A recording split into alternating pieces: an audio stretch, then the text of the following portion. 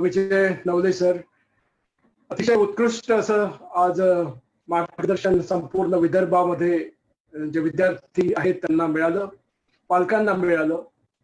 तुम्ही बोलताना म्हटलं की पॅशनला करिअर बनवा, करिअर प्रॉस्पेक्ट्स अफाट आहेत, अपॉर्च्युनिटी अफाट आहेत, प्रिफरन्सेस पण अफाट आहेत, पण काय निवडायचं ते तुम्हाला ठरवावं लागेल. तुम्ही उदाहरणं दिलेत, अतिशय उत्तम उदाहरणं दिले. तेंडुलकरच्या संदर्भात तुम्ही बोललात.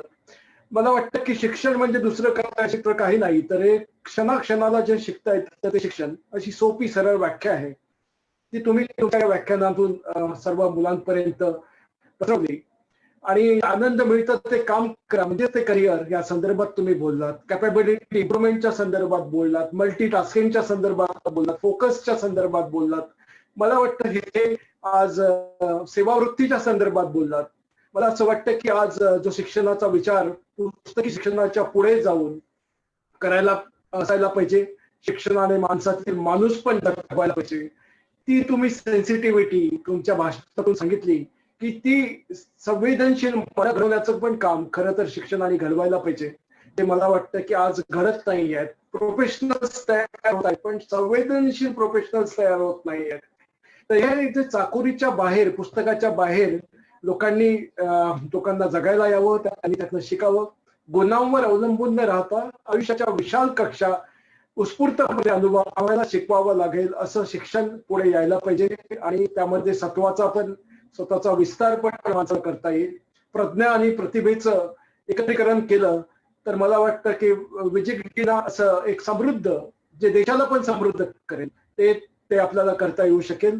तुम्ही म्हटलं सुपर पॉवर बनायला पाहिजे, म्हणजे सुपर पुअर पेक्षा सुपर पॉवर आपण जर बनलो, आणि त्यासाठी आपली जी लोकसंख्या आहे, मला वाटतं की जवळजवळ 25 वयाच्या खालील 50% भारतीय आज आपण आहोत. एक युथ कंट्री म्हणून सगळ्या जगभरामध्ये 1942 पर्यंत आपण युथ कंट्री म्हणून राहणार आहोत. म्हणजे संपूर्ण जगाला वर्कफोर्स देण्याचं काम भारत करू शकतो. मग त्याच वेळेला नोकरदारांच्या झुंडीपेक्षा उद्योजकतेकडे का बरं जाऊ नये? अनेक मुलांमध्ये उद्योजकता का येऊ नये? चीनला रिप्लेसमेंट म्हणून भारताकडे बघितलं जाईल, कारण एक पॉझिटिव्ह राष्ट्र म्हणून भारत पुढे येत आहे.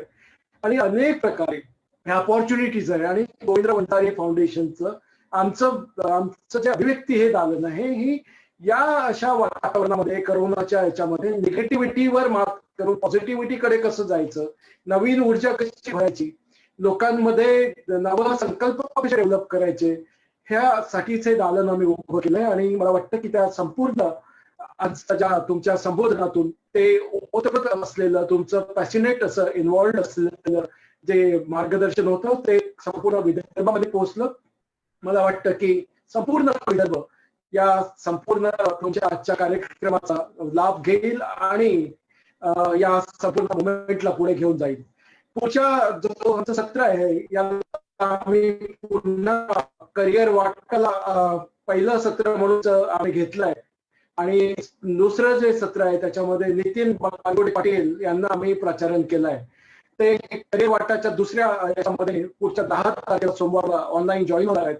आणि संपूर्ण विद्यार्थ्यांना एक प्रख्यात वक्ते ते आहेत आणि संपूर्ण विदर्भातील विद्यार्थी त्याचा फायदा घेतील त्याची यासाठी मी त्यांना सूचना देतो.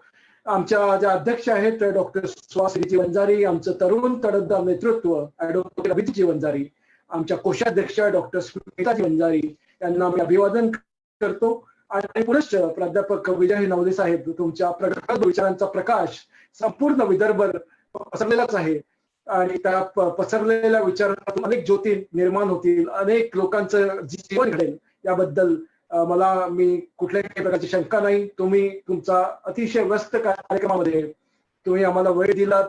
अतिशय व्यस्त कार्यक्रमामध्ये तुम्ही जो वेळ दिला, तुमचं रेकॉर्डिंग, आजचं पण रेकॉर्डिंग होतं, पण एक रिक्वेस्ट म्हणून तुम्ही ती ऍक्सेप्ट केलीत आणि आम्हाला या अभिव्यक्तीसाठी वेळ दिला. मला वाटतं की एक प्रोफेशनल रिलेशनशिप तुमच्याशी आमचं झालेलं आहे